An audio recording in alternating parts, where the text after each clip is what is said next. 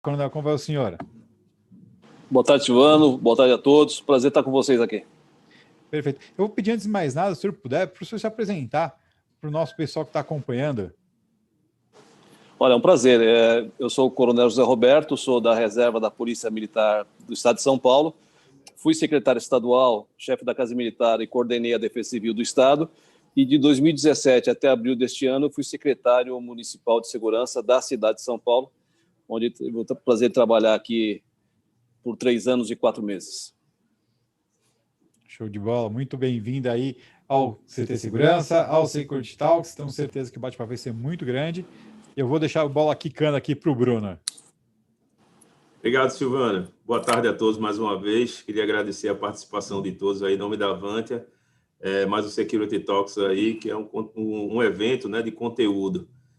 Eu vou estar passando para o Coronel Sérgio Viana, para a gente iniciar aí nosso bate-bola e nesse bate-papo aí, para a gente conversar sobre segurança pública. Bom, boa tarde a todos mais uma vez. É um prazer estar aqui no Security Talks da Avantia e dizer que é um prazer, Coronel Zé Roberto, recebê-lo aqui e dizer que o tema de hoje realmente vai nos ensinar muita coisa e espero que a gente possa aí levar esse conhecimento para toda essa galera que está aí presente, nos assistindo.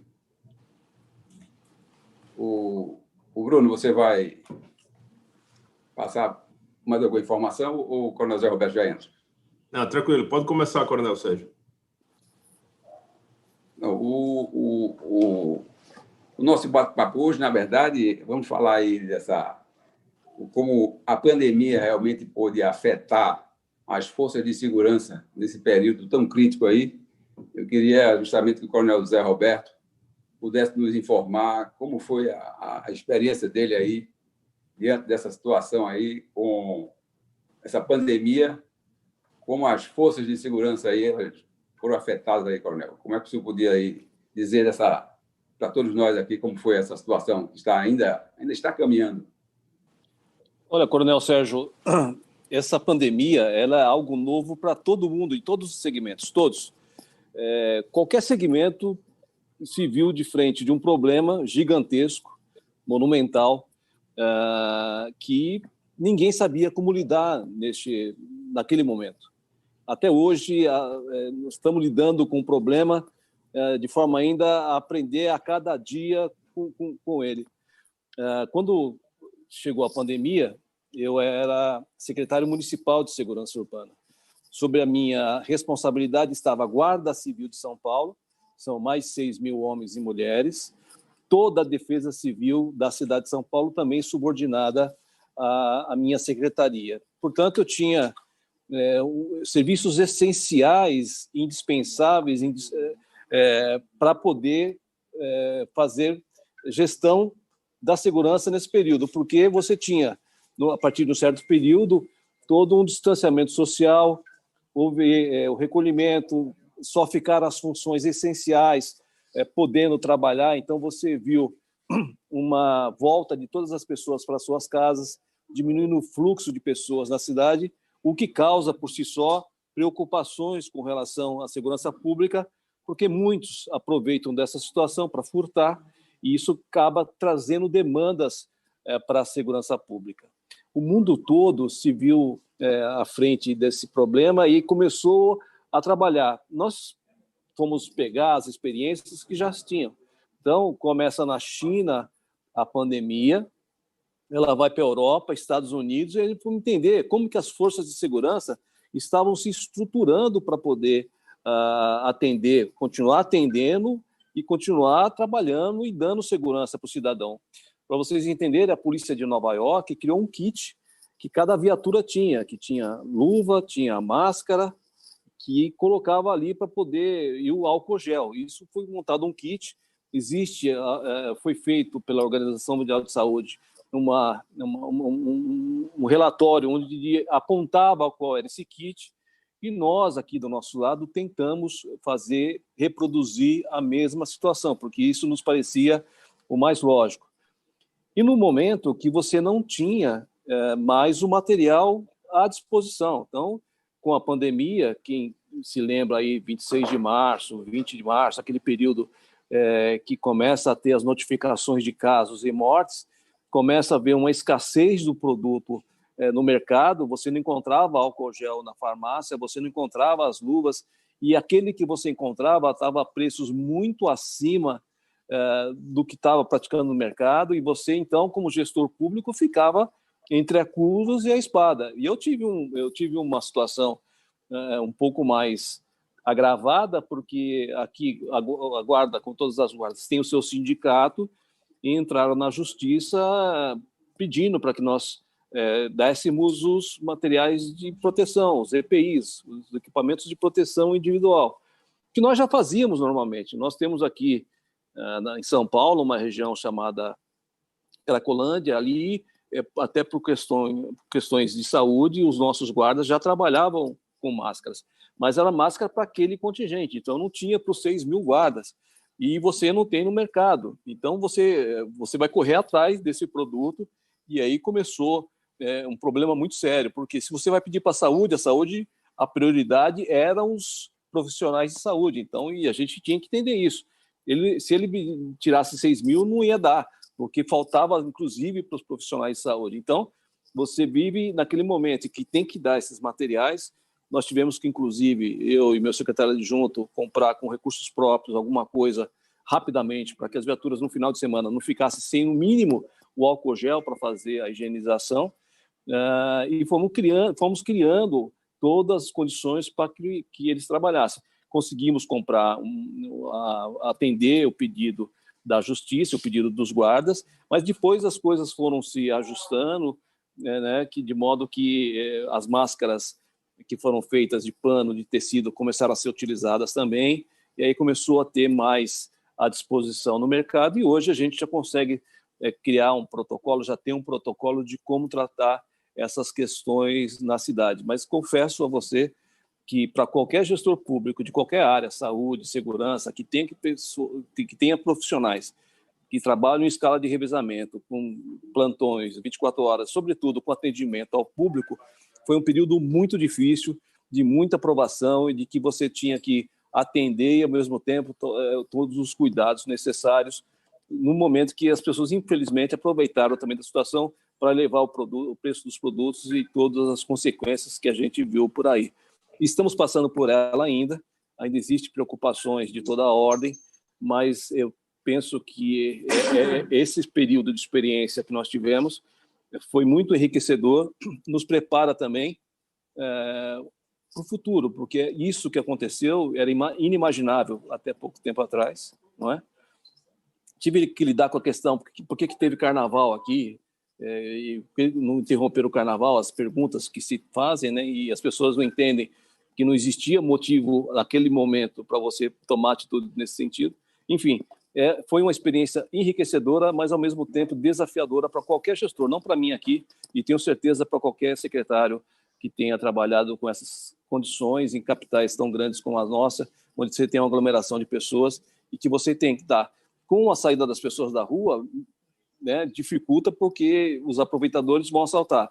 E a gente tinha que também ter profissionais para ficar à disposição dos hospitais municipais para dar segurança para os oficiais, os médicos, né, os profissionais de saúde, para poder atender. Então, é muito difícil. E administrar, né, Coronel Zé Roberto, o desafio do risco da contaminação, da exposição, né, desse vírus, né? Exatamente. E nós tivemos nove guardas que faleceram. Nem todos eles que estavam em função, mas, de algum modo, tiveram. Eu tive os guardas que... Aqui a guarda ela tem uma idade média muito alta, que é a guarda de 86.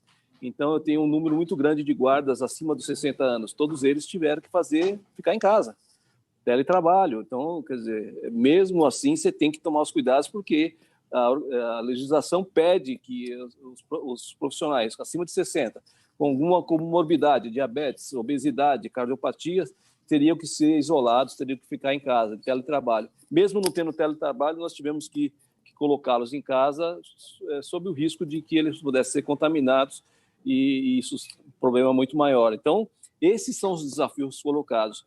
E assim como nós, todos participaram desse processo, todos passaram por essa situação. Isso a gente vê aí, Coronel, que foram vários desafios, né? E o senhor já citou alguns desafios, mas realmente a gente pode ver que o senhor enfrentou uma situação que era uma situação nova para todo mundo, todos nós, e foram vários desafios que o senhor encontrou realmente nessa área aí para conduzir a segurança pública municipal em São Paulo, né? E assim, e você começa, Coronel Sérgio, a ter outras preocupações. Então, nós tivemos, no período da pandemia, não só aqui no Brasil, mas como no mundo como um todo, o aumento das ocorrências de violência contra a mulher, né? Em virtude da própria situação. As pessoas ficaram em casa e os conflitos começaram a se exacerbar, e o aumento da violência com a mulher aumentaram muito. E aí começa a ter a demanda por parte dos órgãos de segurança, pedido com muito mais intensidade. Então, essa questão da violência contra a mulher não foi só aqui, foi no mundo todo, e nós tivemos que lidar com isso, né? Nós temos aqui o programa Guardião Mauri da Penha, nós criamos uma inspetoria de defesa da mulher aqui. Nós tínhamos apenas a região central, hoje é toda a cidade de São Paulo, que nós tivemos que intensificar esse trabalho durante esse período, em virtude de tudo que aconteceu e que vinha acontecendo. Por outro lado, as demandas que tinha dos órgãos de saúde da prefeitura em relação ao trabalho da guarda, que é de proteção aos funcionários e também ao próprio municipal nesse aspecto, né? E também no dia a dia, do guarda, que aqui ele tem uma atuação bastante ampla, né? Bastante abrangente. Dentro desse ponto que o senhor falou aí, a gente vê aí que, por ser uma situação nova, como foi aí a preparação do efetivo da guarda para esse momento aí de pandemia? Então, essa é uma grande lição que a gente tem que tomar. Acho que ninguém estava preparado, ou minimamente preparado, para poder lidar com isso, né? Você tinha uma situação que foi colocada, e de repente a situação começou a acelerar e você não tinha preparação. Lógico, nós criamos protocolos de atendimento para o guarda seguir, distanciamento no atendimento de ocorrência. Então, tudo foi criado, um protocolo de ação, um POP, né? Um plano operacional padrão para atendimento de ocorrência, para evitar justamente a contaminação. Então, isso é um cuidado que foi bastante importante. E a gente tem que lembrar que os profissionais de segurança também estavam com medo, né? O medo do desconhecido. Então, isso é assim, psicológico dele, né? Psicológico. Totalmente. Assim, nós tínhamos profissionais, eu não quero, não dá para eu ir, eu não sei, porque a incerteza, Coronel Sérgio, da doença, o problema não é pegar, o problema é saber como o seu organismo vai se relacionar com esse tipo de doença. A insegurança é muito grande, né? A imprevisibilidade é muito grande, né? Totalmente. Então, tem gente que passa desapercebido, passa sem sintomas, sem nenhum tipo de sintoma, e tem gente que evolui rapidamente para um quadro de UTI, com insuficiência respiratória grave, que vai a óbito. Então, Infelizmente, eu tive guardas que foram assim, nesse sentido.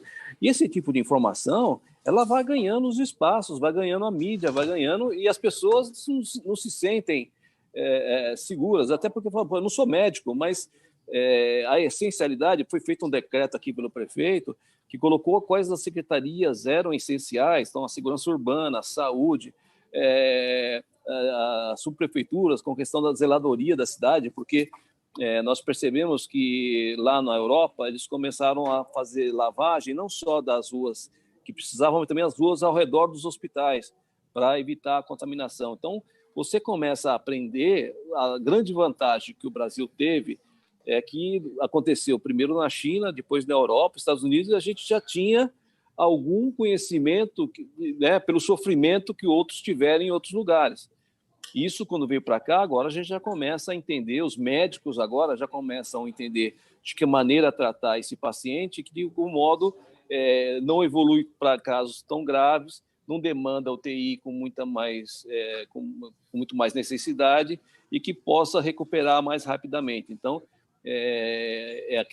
até a própria medicina aprendeu com a própria pandemia, né? Então, foi tentativa e erro, que tipo de remédio que deu certo, que tipo de remédio que não deu certo, e aí criaram-se os protocolos estão sendo utilizados agora por vários hospitais. Existem as diferenças de opinião, mas a ciência, nesse ponto, a gente tem que tirar o chapéu. As evidências científicas levam para um tipo de tratamento que tem dado resultado, né? Então, isso é importante. Isso tira um pouco da pressão que tem sobre o profissional de segurança, que precisa trabalhar e que precisa atender ocorrência. Então, imagina você, quem trabalha na Cracolândia, lá você tem 500, 600 pessoas ali o tempo todo, são usuários de droga, e tem que estar atendendo ali, fazer a zeladoria, tem que tirar, voltar, enfim. É uma preocupação muito grande que a gente já tinha desde o ano passado. Esse pessoal que trabalhava na Cracolândia já tinha os EPIs com máscara com proteção N95, que é também para particulados maiores com relação a alguns tipos de doença, mas a gente precisou ampliar isso para toda a guarda. E isso, acredito eu, que é algo definitivo, não é algo que a gente vá daqui a pouco liberar. A gente vai ter que tomar muito mais cuidado. Alguns tipos de protocolos terão que ser utilizados daqui para frente. Serão mantidos, né?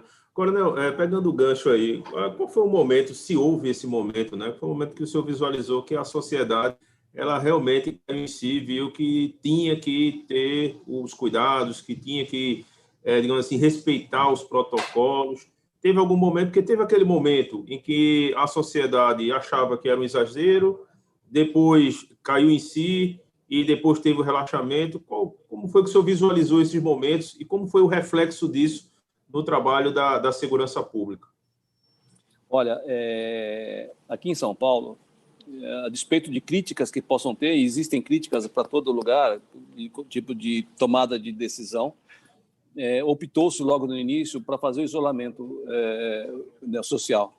Então, logo de início já foram tomadas providências, o que fez com que São Paulo tivesse números inferiores ao de Nova York. Só para contextualizar, Nova York tem 1.210 km² para perto de 9 milhões de pessoas. São Paulo tem 1.540, um pouco mais de 12 milhões de pessoas. Então, mesmo assim, os nossos números em frente a Nova York são muito melhores em relação ao número de infectados, número de mortos. Isso é questão de... isso está colocado. Então, o isolamento que foi feito no início, a despeito das críticas, foi muito importante esse isolamento que foi determinado, o fechamento de comércio.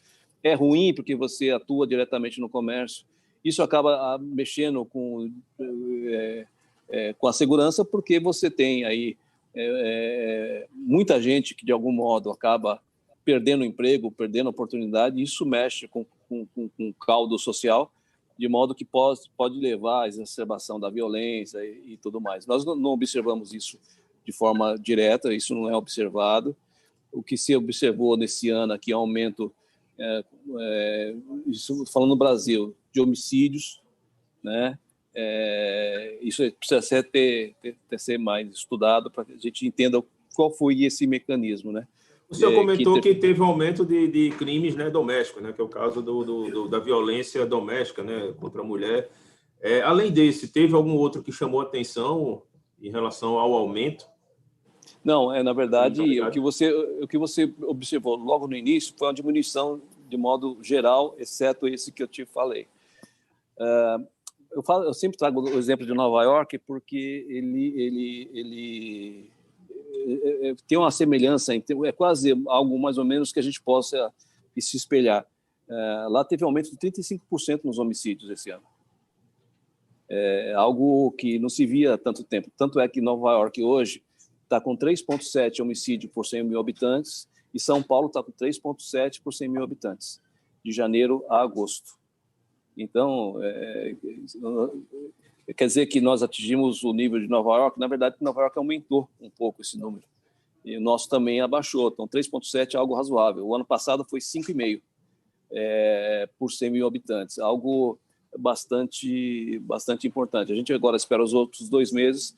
Eu acho que vai ser abaixo de 5, vai fechar esse ano aqui a cidade de São Paulo, que é um número bastante importante com relação a esse tipo de crime, que se aproxima aí de muitas cidades europeias, enfim. Mas, na verdade, se fala no Brasil de um aumento de homicídio, isso que está sendo estudado para entender como isso aconteceu, isso está sendo noticiado agora, recentemente. São Paulo ainda mantém um nível razoável. São Paulo até junho era 3,3. Aumentou um pouco, 0,4, foi para 3,7. Então, tem um aumento que é 0,4, que é bastante baixo, né, em relação a tudo isso.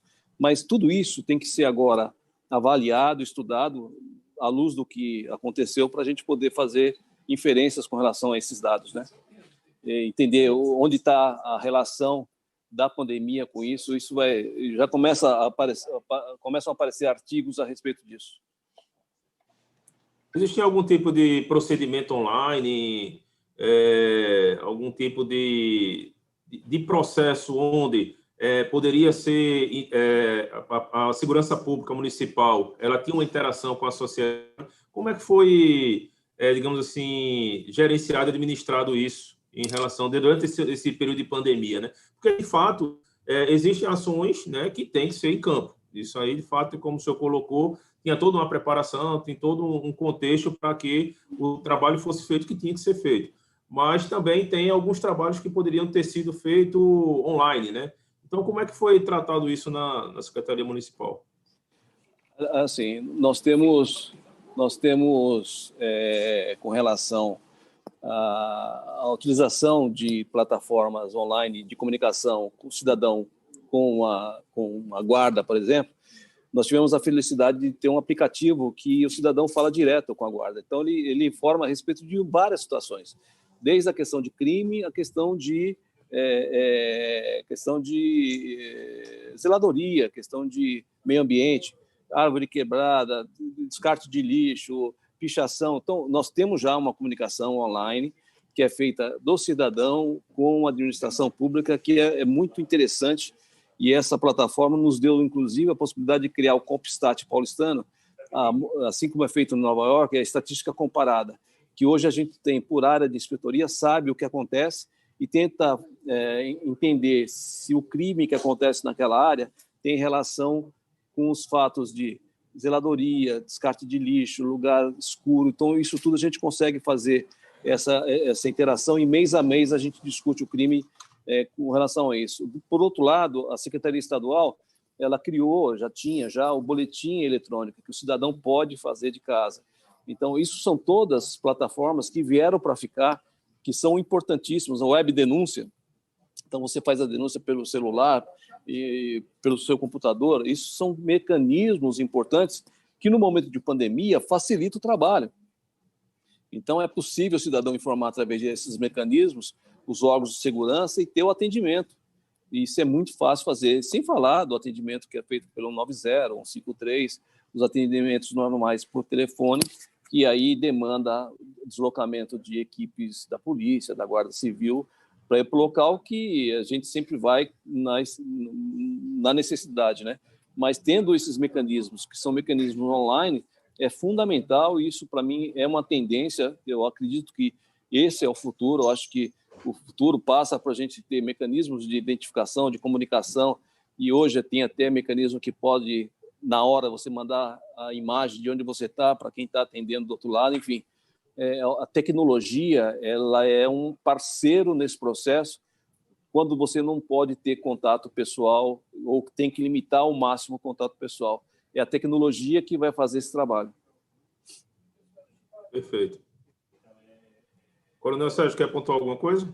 A gente vê aí, Coronel, que com essa situação da pandemia, essas forças de segurança elas passaram a ter como um aliado realmente a tecnologia. Tá? Muitos aplicativos que já existiam, mas a gente viu que, durante esse período de pandemia, a população, como não podia estar na rua para ser atendida de forma tradicional, teve que recorrer ao uso da tecnologia. Isso a gente viu que realmente a tecnologia nesse momento agora ela veio para ficar. Isso deve ajudar bastante ainda aí a questão do trabalho da Guarda Municipal.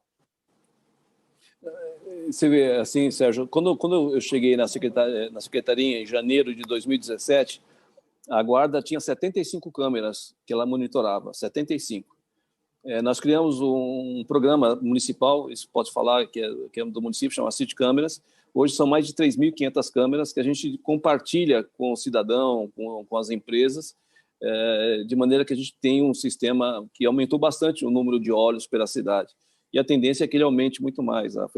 Deve entrar mais câmeras até o final do ano e já existe, por parte, previsões aí para o futuro. E é isso, a gente vai ter que cada vez mais ter tecnologia. A tecnologia é um aliado, ele não substitui, mas ele colabora no processo, né? E com as tecnologias, com a inteligência artificial que acaba entrando, cada vez mais, quer dizer, quanto mais câmeras eu tiver, mais inteligência artificial vou ter que ter para poder controlá-las e ter eficiência e eficácia, né? Porque eu não vou ter número de guardas suficiente para olhar todas as câmeras. Por isso que é importante você ter inteligência artificial para poder fazer o monitoramento dessas câmeras, identificar situações de tiro, situações de batida, situações que possam ser das mais diversas e alerta o agente público que está em algum lugar, né, para poder tomar as providências que são necessárias. E é assim que vai ser feito. O futuro é isso, não tem como fazer diferente. Você não vai ter como ter um policial em cada esquina, um guarda em cada esquina. Não é possível, é humanamente impossível. Aqui em São Paulo são 6.500 cruzamentos semafóricos, onde só tem semáforo, são 6.500. Então, imagina, esse é o efetivo, maior que o efetivo da Guarda. Eu teria que ter 4 vezes isso para poder... 4 não, 5 vezes isso para poder ter efetivo, para ter em cada lugar, né? E não é possível. Não tem mais como a gente crescer. Eu acredito até que nós devemos ter como aliado da segurança pública também os vigilantes, enfim, todo o segmento para poder ajudar nesse processo. É uma integração de vários fatores, né? Desculpe, Coronel Sérgio, pode continuar. Pode falar. É uma integração de vários fatores, né, Coronel José Roberto? Então, a câmera por si só, ela por si só não vai resolver, mas quando você coloca inteligência, quando você coloca tecnologia, analíticos, que você consegue ter a eficácia, a assertividade, né, colocando inteligência artificial na ponta, aí sim você consegue ter informação, você consegue tratar a informação da forma como ela deve ser feita, de forma, digamos assim, otimizada, né? Como o senhor falou bem, não necessariamente eu não vou poder ter um guarda para cada câmera, eu não vou poder fazer com que o guarda ele visualize todas as câmeras. Então, quando você coloca a tecnologia na ponta, com inteligência artificial, de forma que dê informação ao operador e dessa informação você trate, aí assim a gente aumenta a servidade. Não é isso, Coronel Zé? Roberto? Viu, Bruno? Digo mais, eu não vou ter como ter um guarda para cada escola. Então, eu vou ter que ter os sistemas de segurança eletrônica que me façam esse trabalho. Não é possível, eu não tenho. Em São Paulo são mais de 4.000 prédios escolares no município. Então, eu não tenho como ter. Eu vou ter que ter mecanismos que possam ter inteligência artificial para me identificar algum tipo de intrusão, algum tipo de comportamento que me chama a atenção de algum órgão que está controlando isso, que demanda por demanda, né? Então, vai mandar a viatura quando houve necessidade, confirmada pelo sistema de câmera, que você já consegue, na hora que ele ultrapassou, manda um e-mail para quem está, ou manda até imagem da coisa acontecendo. Então, hoje, isso está muito forte, a tecnologia, a inteligência artificial está muito forte nesse processo, e eu tive a oportunidade de conhecer vários produtos que já mostram esse tipo de solução, que é o que a gente precisa. Então, vai ter que ter um misto aí de segurança eletrônica, menos segurança pessoal, porque isso, na verdade, demanda mais recursos e o recurso é escasso. A gente tem que ter essa noção, tem que ser... né? E isso vai ajudar muito. Eu acho que ajuda até as próprias empresas de vigilância a ter equipamentos que vai controlar melhor o trabalho dele, o seu serviço. E aí você vai ter profissionais especializados em identificar e demandar os órgãos de segurança estadual, municipal, para que possam atender aquele tipo de ocorrência. Né? Fazer uma pergunta para o Coronel José Roberto. A pandemia ela trouxe aí todo esse monte de desafio, esse monte de novidade, né? Mas ela também trouxe algumas surpresas assim positivas, né? Inesperadas e positivas. Nesse compêndio, houve esse tipo de surpresa por parte de vocês também? Positiva? Isso. Assim, aquele ganho inesperado, né? Então, por exemplo, o setor privado ele teve um ganho inesperado, que foi o fato da gente avançar alguns anos no uso do home office, né? Aprender a fazer as coisas de formas diferentes, né? Dentro do contexto de segurança pública, a gente conseguiu ter algum ganho nesse aspecto também? Isso também. A própria Prefeitura de São Paulo, por decreto do prefeito recentemente, estabeleceu algumas atividades que são home office. E percebeu-se que você economiza muito mais tendo um profissional trabalhando em casa, entregando serviço, do que ele na própria sede da prefeitura. É lógico que não vai ser o tempo todo, ele vai ficar um dia no serviço e os outros 4 em casa. Isso tudo ajuda muitas coisas. Ajuda você a economizar, tem atividade, economiza. Por outro lado, você melhora a condição de mobilidade na cidade, porque você vai ter um número menor de pessoas podendo fazer isso. Como tendência, e eu penso que isso vai ser tendência não só para o serviço público, mas, como você bem disse, para o setor privado, que identificou que, às vezes, o profissional trabalha muito mais em home office do que, na verdade, que ele trabalha na empresa. Eu tenho um exemplo clássico em casa. Minha nora trabalha numa empresa de consultoria, que ela trabalha muito mais em casa do que trabalhava na empresa, porque a empresa tinha um horário definido, né? Então você acabava, lá você tem meta, você tem projeto, então você tem que terminar o projeto. Então isso acaba tomando todo o tempo. Isso melhorou e foi muito bom para a empresa. Então eu penso que a pandemia nos trouxe muitos ensinamentos e a gente tem que aproveitar todos eles para poder dar melhor e tentar fazer mais com menos, porque dinheiro público, como dizia a Margaret Thatcher, o governo não fabrica dinheiro, né? Então a gente usa o dinheiro que são dos impostos. Então, quanto melhor você fazer gestão disso, quanto mais você fizer com menos, melhor será o resultado, né? A gente sempre espera isso. Perfeito. Aqui na Avantia, por exemplo, nós passamos a trabalhar home office, e isso a gente passou também a aprender com a pandemia novos comportamentos, né, em termos de reunião que a gente fazia presencial. Hoje, com a Avantia São Paulo, tinha que se deslocar para São Paulo para fazer uma reunião, passou a ver que dá para se resolver muita coisa através da tecnologia, né? Então, você pode fazer isso. E na segurança também não é diferente. Ou a gente se amolda a essa nova realidade, ou então a gente não vai conseguir atender e entregar os serviços que a sociedade realmente precisa. E na segurança a gente não pode parar, não é verdade? Não pode parar com a prefeitura, o serviço da prefeitura, da guarda, a polícia também não pode parar, o bombeiro não pode parar. Então, mesmo diante de toda essa diversidade aí da pandemia, nós tivemos que trabalhar com isso, botar isso para funcionar, e a tecnologia veio realmente para ajudar, como o senhor falou, não é isso? Não, inclusive, Sérgio, com relação até à própria higienização das viaturas, né? Então, assim, a gente tinha preocupação, como que faz? Tem que lavar a viatura todo dia? Tem que desinfetar a parte interna? todo momento, de 2 em 2 horas, isso não está muito bem claro. Lá em Nova York, começaram a utilizar um produto que você coloca no vagão, ele emite luzes, né, acho que é ultravioleta, não sei que tipo de luz que mata todos os germes. Será que a gente vai ter que ter isso nas viaturas para poder fazer? Então, assim, você começou... É como se você estivesse andando numa areia movediça. Porque tudo que falar, é possível. É possível se contaminar no capô da viatura? É possível, desde que alguém contaminado colocou ali e o polícia pega a mão e coloca no nariz e leva. Pode, é. Então, se é possível, você tem que fazer alguma coisa para evitar. Fazer gestão de risco, né? Fazer gestão de risco é identificar o risco e tentar trabalhar, né?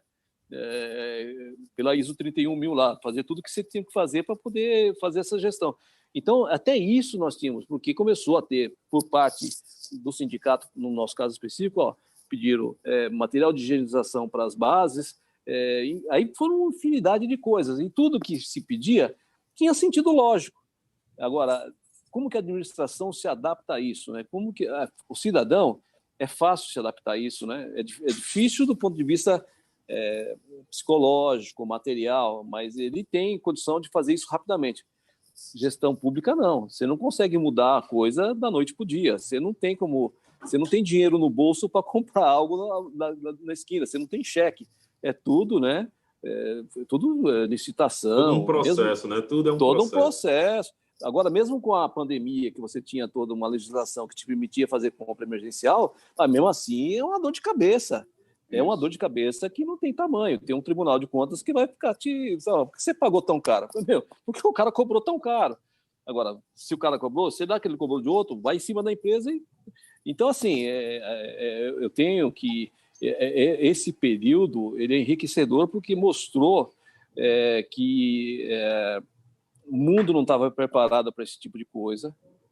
A própria Organização Mundial da Saúde, você viu como bateu cabeça em muitas coisas, né? Infelizmente, mas faz parte do processo, por não conhecer, né? Os médicos mesmo não conheciam, nós não conhecemos como fazer. Então, isso tudo vai, com o tempo agora, a gente vai amadurecer, saindo da crise, fazer um estudo de caso, ver o que aconteceu, para poder definir qual é o melhor tratamento a dar nesse tipo de caso. E já falo de uma próxima, né? E assim, Coronel, diante de toda essa imprevisibilidade, diante de todas essas incertezas, ter velocidade, né? Ter velocidade para responder para a sociedade, ter velocidade para estar colocando os aparatos de higiene, de segurança à disposição. Então, realmente, eu imagino que tenha sido um desafio muito grande para o gestor público estar administrando todas essas pressões, as pressões de resposta para a sociedade, de resposta para o próprio comando, né? Para o sindicato, para as pessoas envolvidas, para os liderados, né? E a pressão do outro lado dizendo, não, você não pode gastar muito, você não pode gastar isso, você não pode gastar aquilo, você vai responder por isso, vai responder por aquilo. Então, o desafio disso foi muito grande, né? Não tenho dúvida. Eu me lembro, quando recém-formado, se começava a falar de AIDS, né? Então, começou toda aquela preocupação na década de 80, e a gente, como ia atender a ocorrência? Então, a gente ia atender a ocorrência, cara ferido, pegou no sangue, não pegou, como que vai fazer? E aí as pessoas foram aprendendo a lidar com isso e se adaptando, né? O problema é que agora, essa adaptação teve que ser muito mais rápida, né? E muito mais assertiva, porque pegar a doença significa que pode morrer, pode ter algum tipo de complicação. No caso do pior, do HIV, tá no ar, né? Tá no ar, né? Então, onde você está, é risco. Exatamente. Então, assim, e você tem que lidar, você tem que entrar em aglomeração, você tem que estar atendendo. E isso tudo era um complicador muito grande para todo mundo, né? Para todo mundo. A gente vê aí que o trabalho desenvolvido aí pelas forças de segurança é um trabalho muito importante. Mas como é que o senhor viu aí esse papel aí da segurança, a importância do papel da segurança pública, né? Nesse cenário de pandemia? Se aumentou? Era diferente antes, quando não tinha pandemia? Como foi aí como foi o senhor viu esse papel aí da segurança pública? A segurança pública em crise, ela sempre se sobressai, né? Ela sempre tem um papel importante, né? como teve a greve dos caminhoneiros, que teve que fazer transporte de combustível, escoltar caminhões, aquela coisa toda. Agora também foi a mesma coisa. Se você viu que teve muita gente, eu tive que comprava produto, tinha que escoltar produto para poder chegar no destino. Então, se comprava material em alguns lugares, fazia escolta até chegar no local para poder descarregar, para ter a certeza que aquele material ia chegar. Respirador, máscara, produtos de EPI, isso tudo. Houve a necessidade de escolta policial para chegar, porque existia naquele momento uma preocupação e com relação a saque disso, a furto desse material, enfim, teve muito disso. Você teve que fazer, e nós tivemos que fazer escolta disso em São Paulo por várias vezes, mesmo porque você não encontrava produto, e quando encontrava era peça rara, então você tinha que garantir que ele chegasse no local que estava previsto. Aqui nós escoltamos respiradores, e chegaram e foram escoltados pela guarda para poder chegar no destino. Nós temos notícia até de que respiradores que foram comprados pelo Brasil não vieram para cá, acabaram indo para os Estados Unidos. Então, olha que ponto a gente chegou. O país que é o fornecedor de todos esses insumos onde teve o início dessa pandemia, e também não estava em condições de poder atender a toda a demanda mundial, né? Que era gigantesca. Então, assim, e a segurança teve que colocar. E nós fomos chamados o tempo todo, desde o início, até para poder fechar lugares que não queriam fechar, confirmar se estava tendo fechado ou não. Usamos muito drone aqui para fiscalizar regiões de alta densidade de comércio, onde tem muita gente fechada, a gente tinha muita drone, a gente começou a fazer comparação, os dias de isolamento, como não estava, e a evolução disso, se estava relaxando, se não estava. Então, a gente usou muita tecnologia para entender como estava sendo a condução da pandemia sobre esse aspecto, sabe? Então, a gente olhou muito isso, a gente usou muito dessa tecnologia para poder... Então, nós temos milhares de fotos do comércio antes, depois de fechar, e a partir daí a gente começou a fazer também na periferia, porque muitas coisas continuaram acontecendo, como os pancadões, né? Parece que o jovem não acredita que a doença pode chegar nele. Então, a molecada continuaram os pancadões. E como fazer? Em multidão, você entrar, a proteção do guarda, como que vai fazer isso? Então, o trabalho não parou, na verdade... O trabalho não parou, mas a internet dele às vezes dá uma engasgada. Aqui tá voltando. Voltou. Oi? Voltou. Telefonaram para mim aqui, alguém telefonou. Mas eu isso, falando então... que o trabalho não parou. Não parou. Então, na verdade, aumentou, porque entraram demandas que não existiam, né? Então, vamos ver se está tendo velório no cemitério, se está obedecendo o número de pessoas que pode ter. Coronel, só uma dúvida. Continuou tendo os pancadões, mas não teve nenhuma queda ou continuou mesmo e existia esse trabalho o tempo todo ali de estar em cima e estar parando e estar fazendo conscientização? Houve algum momento em que realmente caiu e deu uma parada realmente? Houve esse momento? Houve um momento de parada total, mas... logo na sequência, o pessoal começou a relaxar. Então, isso foi momentâneo, tá? Só para você ter uma base, a gente fazia, desde o começo desse ano, mais de 200 operações pancadão na cidade. Então, junto com a Polícia Militar, Guarda Civil, CET, Subprefeitura, mais de 200 operações pancadão eram feitas na cidade. E agora, a gente vê voltar alguns tipos desses eventos na cidade. E toda a preocupação de como controlar, né? E as pessoas parecem que não acreditam. Eu acho que quanto mais jovem ainda, fala, comigo não pega, comigo não tem esse tipo de problema. E o pessoal não está. As áreas que tem os bares aqui, Vila Madalena... Como é que está a fase hoje? Qual é a fase hoje de São Paulo? Hoje está mais aberto, né? Hoje está na fase verde, já abriram os parques, já pode fazer eventos com o distanciamento necessário, com a porcentagem da área que é prevista. Os restaurantes estão podendo, só que ficam até as 10 horas da noite. Enfim, os parques estavam fechados, eles ficavam abertos de segunda a sexta, sábado e domingo era fechada. Voltou agora recentemente. Mas isso tudo vai ser de acordo. Nós vimos ontem que a taxa de transmissão voltou a ser 1,03.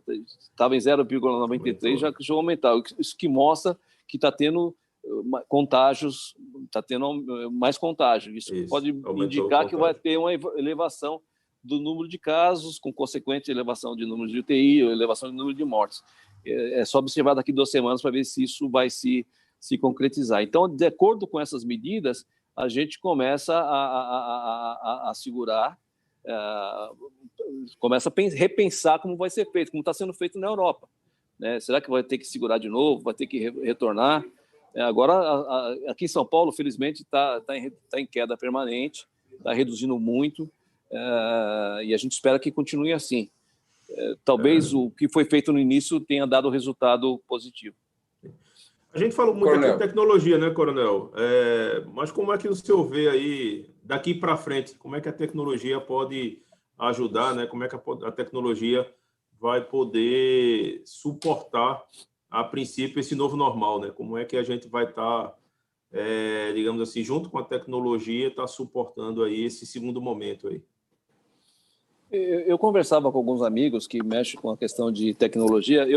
Isso já na pandemia eu já falava sobre isso. Eu acho que é possível a gente ter câmeras térmicas que possam identificar a temperatura, e isso já ser algo nos locais públicos onde tem, ou nas escolas, por exemplo. Eu acho que tem que se colocar esse tipo de funcionalidade. Estações de metrô, estações de ônibus, né? Exatamente, porque já identifica quem é e você já toma as providências. Agora, precisa saber a que custo isso, né? A tecnologia é interessante.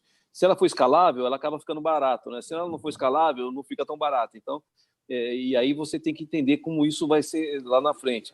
Mas, a meu juízo, acho que essa é uma iniciativa que tinha que ter. Em todos os lugares que vai ter aglomeração, que você vai ter...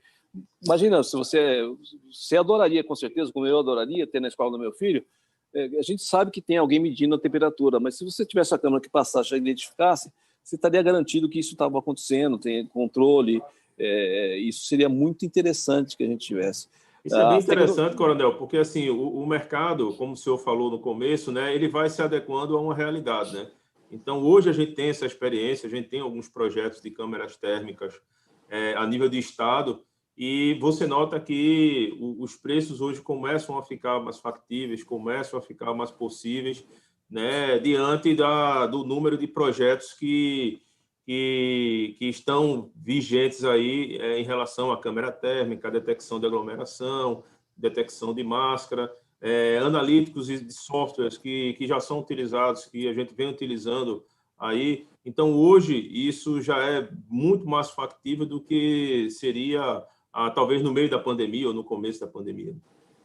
Então, isso vai ser importante. Eu acho que as empresas de tecnologia, os cientistas de tecnologia têm que estar focado em descobrir equipamentos que possam ser escaláveis, né, que você possa ter isso em grande quantidade, e de modo que você tenha essa segurança. Isso vai ser bom para todo mundo.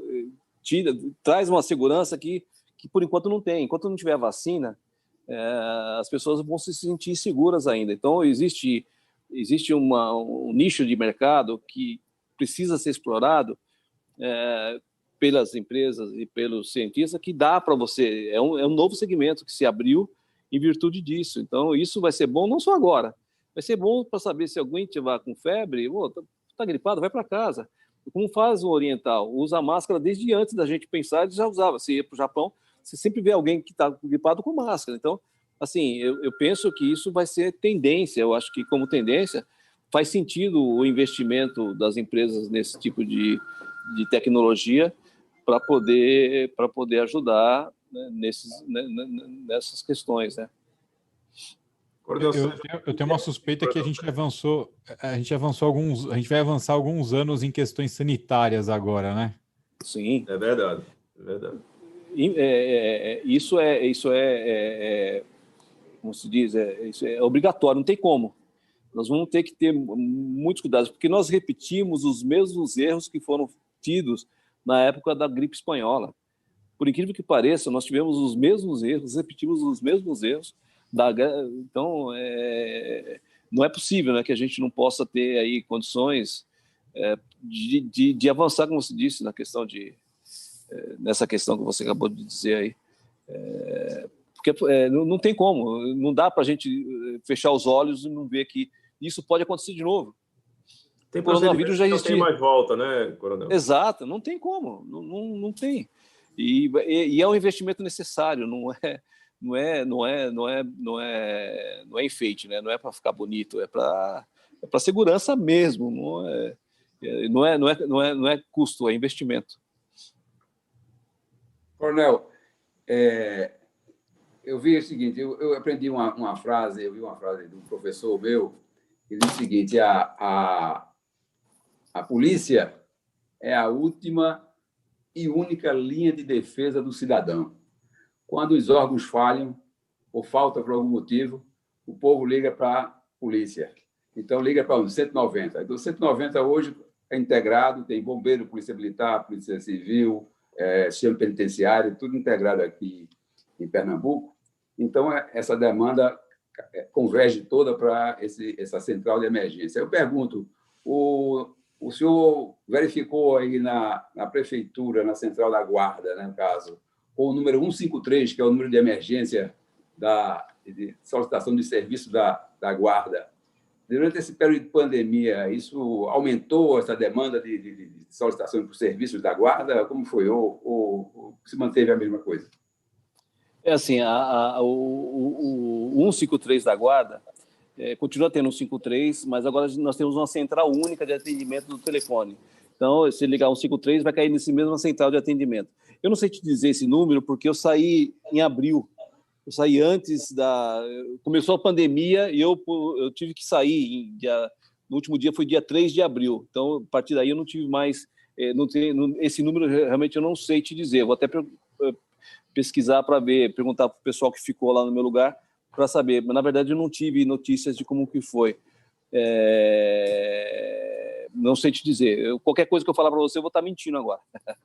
Ok. Que realmente é uma situação nova, né? A gente vê que a solicitação de serviços por parte da Polícia Civil, para a Polícia Militar, até a Guarda Civil Municipal, ela passou a receber novas demandas, né, por conta da pandemia, que a gente ficou sem poder deixar de atender, mas a gente tem que entender também que os nossos servidores eles são humanos e sofrem de todos os males que a sociedade também sofre. E essa queda de dificuldade, ou seja, essa dificuldade que apresentou, houve queda no efetivo, muita gente ficou focada apenas trabalhando internamente, outros trabalhando no front. Isso tudo complicado, né? Para a gente poder atender essas solicitações. O que eu digo, Coronel Sérgio, por mais que a gente faça, vai sempre ter mais demanda do que capacidade de resposta. Infelizmente, essa é uma realidade. Voltando aqui a fazer uma outra comparação. Nova York, com todos os dados que eu te falei, tem mais de 50 mil policiais. São Paulo, se somar PM, Polícia Civil, Guarda Civil, não chega a 32 mil. Então, é nessa realidade que a gente vive. E 32 mil para 12 milhões e pouco, lá são 50 mil para 9 milhões. Então, percebe que existe uma diferença muito grande de efetivo. E as novas demandas, elas vieram, mas, na verdade, você deixou de ter outras, né? Então, assim, por exemplo, as escolas fecharam. Todas as escolas fecharam, só a Honda, não tinha mais necessidade de ter 24 horas. Então, algumas coisas mudaram. Na verdade, se adaptou muito. Mas, com certeza, as demandas são maiores, porque eu tive que tirar guardas que estavam em idade de risco ou com comorbidade para deixar de trabalhar. Então, você diminui o seu efetivo, você acaba aumentando necessariamente a demanda por parte deles, porque você vai redundar na ponta, falta de menos viatura que tu vai estar rodando para poder fazer todo o serviço, né? Isso infelizmente, é uma grande realidade. E como aconteceu conosco, aconteceu com a Polícia Militar, aconteceu com a Polícia Civil, todos sofreram os mesmos problemas. E um impacta no outro, porque aqui em São Paulo, uma coisa que eu fiz foi coincidir a área da inspetoria com a área do batalhão. Eu tenho aqui em São Paulo 31 batalhões, eu tenho 31 inspetorias. Eu tenho um batalhão de operações especiais, eu tenho um batalhão de operações especiais. Então, aqui a gente coincidiu os mesmos para poder ter os mesmos números de crime e trabalhar junto para a redução. A gente trabalhando com o que é de prefeitura, com relação à iluminação, zeladoria, ou coisas que são da prefeitura, como fechamento de lugares que não tem alvará e que tem a prática do crime, colaborando com esse processo. Então, para nós, então a gente trabalha junto, então nós sofremos juntos, todos nesse momento, né? Ótimo, muito bom o trabalho da Guarda. Coronel Zé Roberto, baseado no que a gente está conversando aqui, o que é que o senhor relacionaria aí de lições aprendidas aí durante esse período aí na secretaria? Olha, assim, uma coisa que eu sempre soube, e agora mais do que nunca defendo, que o município tem que participar do processo de prevenção criminal. A prefeitura, ela tem que fazer parte. Hoje, o SUSP ajudou, né? No SUSP, você já tem o entendimento que o município faz parte do processo. Inclusive, com os órgãos operacionais, você colocou a Guarda Civil. Então, isso por si só já dá para o prefeito algum tipo de responsabilidade. Então, é importante a participação do município na segurança, eu não tenho dúvida disso. Então, quando a gente coloca câmeras nos nossos próprios municipais, a gente está ajudando nesse processo. Quando a gente trabalha com a Guarda, a gente está ajudando nesse processo. Quando a gente fez a unificação da área da Guarda com a área da PM, a gente está ajudando nesse processo. Então, essa é a primeira lição que eu entendo que é importante a participação. E todo lugar do mundo onde teve redução criminal tem a participação do município. Se não tiver, não dá certo. Então, isso é fato, isso tem que ter participação. Outra que a gente tem que estar preparado para tudo, né? E a gente aprendeu que... eu dou aula sobre gestão de crise, né? Mas para fazer gestão de crise, antes você tem que fazer gestão de risco. Esse é o tipo do risco que a gente talvez não tivesse colocado no nosso radar anteriormente. Embora já estivesse acontecendo na China, acontecendo na Europa e Estados Unidos, a gente talvez não tenha dado o devido valor, talvez as condições que se colocou no país não foram as ideais para conduzir uma crise desse tamanho. Mas, de todo modo, cada um fez a sua parte no que foi possível. Eu penso que São Paulo acabou ajudando. Mas outra coisa que eu acredito que isso que nós passamos vai ter que ser escrito, vai ter que virar, de algum modo, protocolo de entendimento para que a gente possa ter, no futuro, melhores respostas aí, porque senão não dá para bater cabeça nessas horas. Tem que ter união, tem que ter unidade. Crise só se comanda assim, não tem jeito. E eu acho que talvez nós tivéssemos melhores resultados se nós tivéssemos unificação aí dos entes federados de maneira a combater juntos, né? Que não existe protagonismo quando tem desastre, né? Todo mundo junto resolve melhor essas coisas. É verdade. Então, pessoal, a gente está se encaminhando aí para os minutos finais. Então eu sou obrigado, infelizmente, porque está uma maravilha aqui esse bate-papo, a pedir para os nossos amigos colocarem aí suas considerações finais. Gostaria de começar aí pelo Coronel Sérgio Viana, por favor. Eu só tenho a agradecer aí a presença do Coronel José Roberto, veio trazer realmente muito ensinamento para a gente e espero que ele possa voltar mais vezes, né? Para que a gente tenha aí esse conhecimento que ele tem, essa experiência, essa vivência que ele teve aí, sempre teve à frente da segurança pública. Muito obrigado a todos. Show de bola. Meu amigo Bruno Carvalho. Agradecer ao Coronel José Roberto por ter aceitado o nosso convite aí. Uma experiência gigante aí nessa parte de Secretaria de Segurança Pública. Então, com certeza a gente conversaria muito mais sobre muitos outros temas aqui. Eu queria também agradecer a todos que participaram conosco aí. Obrigado, Silvano, obrigado, Coronel Sérgio, e deixar aqui à disposição para todos aqui o nosso agradecimento. Show de bola. Coronel José Roberto, por favor. Bom, aproveitar para agradecer ao Silvano, o Coronel Sérgio, o Bruno, a todos aí que nos acompanharam, pela oportunidade. Na verdade, isso aqui foi mais um bate-papo de alguém que teve a oportunidade de passar. Eu penso que na vida são oportunidades, né? Tudo é oportunidade para aprender. Passar por uma pandemia como essa, a gente está aprendendo. Aprendendo da forma dura, né? Da forma pior, mas está aprendendo. Então, eu acho que o que eu quis fazer aqui é um bate-papo muito descontraído, muito despretensioso para falar do que a gente passou, do que eu vivenciei, do que eu vi e do que a gente vai poder levar para o futuro aí. Fantástico. Então, muito obrigado, né? Muito obrigado pela presença aqui do senhor, muito obrigado, Coronel Sérgio Viana, Bruno também. Todos estão hiper bem, como se fala?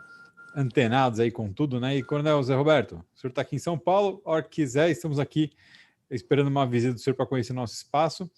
Obrigado a você que nos acompanhou, obrigado pela Avantia, pela confiança aí nesse Security Talk semanal que a gente faz. Obrigado pela galera que nos acompanha em casa. E não se esqueça, a gente está aqui toda quarta-feira, tem uma playlist. Se você for no canal do CT Segurança no YouTube, procura lá na playlist, coloca Avantia, Security Talks, você vai ver todos os programas anteriores que a gente já fez aí com essa galera bacana. E na próxima quarta-feira, a gente vai estar recebendo a Giovana Afonso Dal Santo, que é Latam Security Director da Unilever, ou seja, ela que manda aprender e manda soltar lá na Unilever, vai estar aqui com a gente para bater um papo sobre novas estratégias de segurança. Então é isso, pessoal. Obrigado, meus amigos, pela participação. Obrigado a você que está nos assistindo. E a gente vai ficando por aqui. Daqui a pouquinho, às 19h30, tem Linha de Frente com o comandante Diógenes Luca. E às 20h30, desafio número 4 com a Camila Risse no Hackeando Marketing. Valeu, pessoal. Um abraço. Tchau, tchau. Valeu. Tchau, tchau.